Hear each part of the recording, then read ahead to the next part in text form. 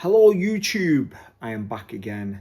This time I've got a load of things out of storage, and actually I've got a big collection of WWF figures from Hasbro out of storage, and I just want to, share them with you guys on Planet YouTube.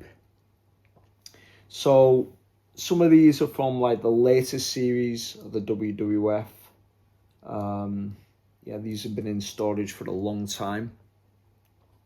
And I'm just going to go through each figure and what I like and what I don't like about each figure.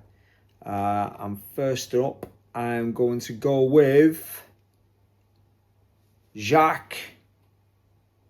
We got the Mountie, the Canadian Mountie, who always gets his man. Unfortunately, he doesn't have his stick, but yeah, this is a great figure. It's got a cool, gimmick, great action pose. Yeah, he looks absolutely awesome. He's in good condition too. He survived the 90s. It's a shame his hat didn't come off. But yeah, Jacques Rougeau, aka the Mountie, with his, head tilting, looking angry, like he's gonna, zap someone with his cattle prod stick. Great figure, great wrestler too. I really liked him in the Fabulous Rougeau brothers, with his brother Raymond. There was a great team back in the days. Unfortunately, they never actually got any WWF figures, LJN or Hasbro. They might have done in the later lines, but, I don't really know too much about the later lines of like wrestling figures. I just prefer the old school Hasbro and LJNs. But yeah, take another look at him. The Mountie. Up next, we got his rival from the 1991 program, I think it was. The Big Boss Man, the second version of the Big Boss Man with the clothesline or the Boss Man Slam. His appearance was a lot different in this era of the WWF. Yeah, I say WWF because I'm old school. I never watched the WWE. Yeah, great likeness to him.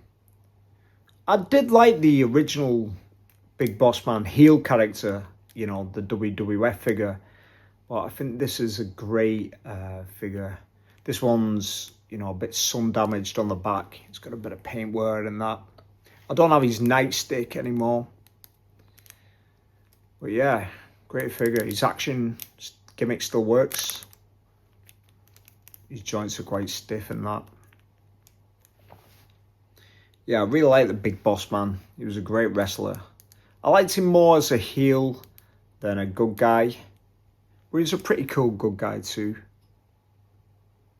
There is a Big Boss Man. Up next, we have UK legend Davy Boy Smith, the British Bulldog, complete with his crazy braided haircut. This was his second run in the WWF. His first run was when he was in the British Bulldog team with the Dynamite Kid. He made a comeback, I think it was 1990. Yeah, 1990. And yeah, this is an awesome figure. And he has the slam action that still works really well. There's a few scuffs on him. Overall, he seems okay. Yeah, famously, this guy is from the town next to where I am, in Wigan. And you could hear in his promos, he had the strong Wigan accent. And it was great to hear, especially as a kid, you know, you knew straight away where he was from, especially coming from the UK. Good old Davy Boy Smith. Great figure, great wrestler. Another great figure. And he wasn't the best wrestler, but he was very, very entertaining. And he had good energy. And this is none other than the world champion Ultimate Warrior version 2. He has a power slam. And I find this gimmick worked a lot better for him than the original figure. And this guy jacked up. Check him out. Yeah. He looks like he's ready for action. There's a bit of sun discoloration on his legs. And there's a bit of paint scuff on his face. Yeah, but he survived playtime pretty well, you know, from the 90s. Version 2 of the Ultimate Warrior. I like his attire as well. It's quite cool. Really cool colour. Same head sculpt as the original Ultimate Warrior. This version was probably my favourite version of the Warrior back in the days. Version 3 was quite cool, but yeah, I did like this version the best. And yeah, that action gimmick really suited him because he used to do the Gorilla Press Slam. Version 2 of the Warrior. Who else do we have? Okay. Another favourite figure of mine. And I used to love this wrestler. Sergeant Slaughter. Another ex-world champion. He was more of a transitional champion, but he was a great heel. He was a great face as well in his early days. They've captured his face really, really well. You know, he's got his pointing finger. On my example, there's a few scuffs on his back, but overall he's quite clean. Joints are quite stiff. Yeah, I used to love the Hasbro G.I. Joe Action Force Sergeant Slaughter. And he come with his truck or his tank or whatever it was. But yeah, this is a great figure. Even got a bit of a, you know, a bit of a barrel belly there going on. Check out that chin. That's pure Sergeant Slaughter, that. Great figure, great wrestler. He was a very, very good heel in the WWF back in 1991. Bit controversial, but yeah, he was awesome.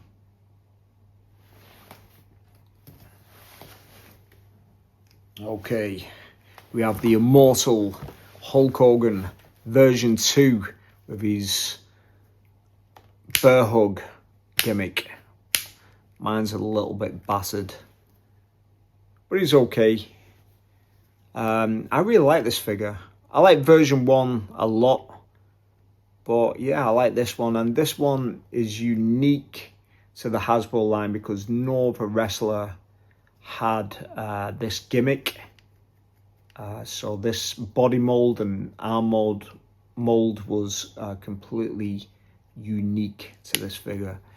He's got his old, you know, second generation Hulkster t-shirt. Yeah, great figure. You know, great for doing pile drivers on your opponents, you know. There's a little bit of, you know, somewhere on his trunks. And there's a few like little scuffs and marks. He's got a few battle scars. A little bit of paintwork. I don't know where that has come from. Some paint in his hand as well, and actually on his boots. But yeah, overall, this was a great figure. One of the best Hulk Hogan Hasbro figures back in the days.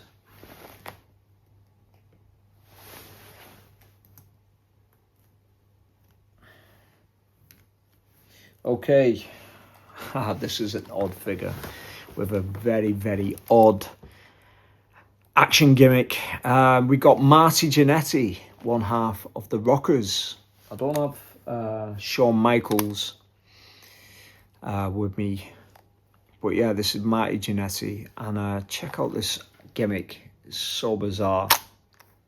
Like, what is going on there? Like, he was like a jumping figure, you know, because it was like one of them high flying, off the rope type wrestlers.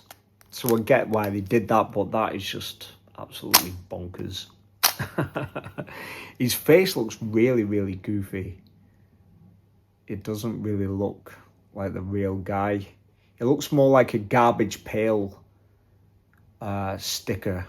You know, do you remember them from back in the days?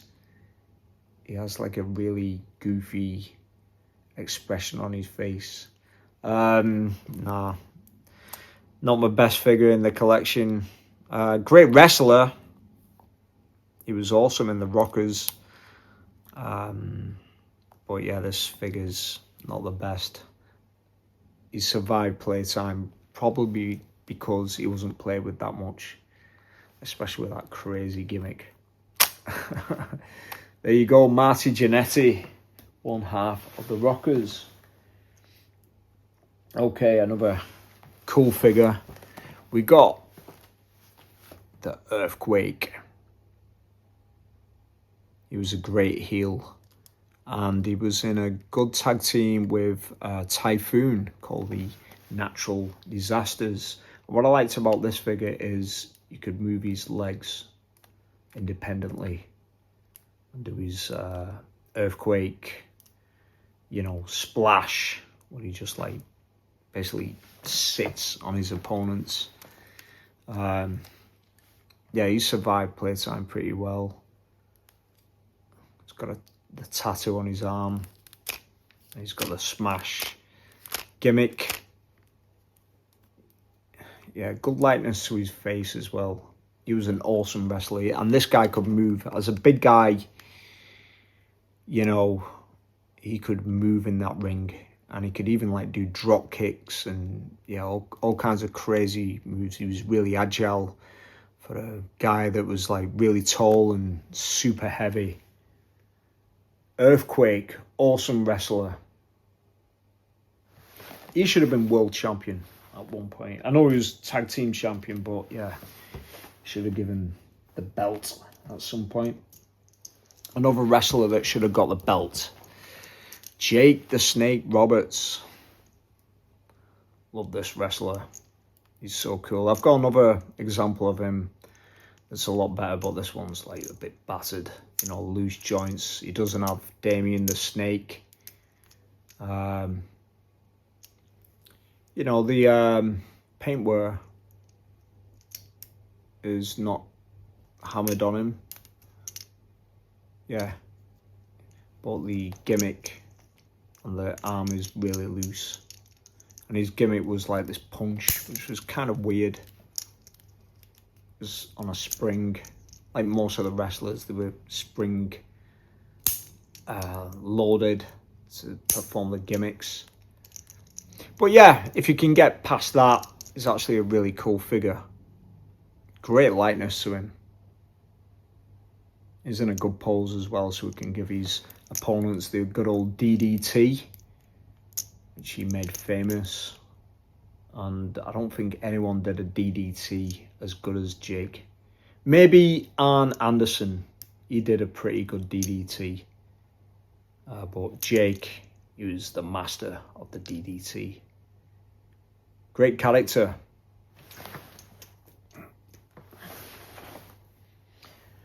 Another great character, and this guy was a lot of fun to watch, really entertaining.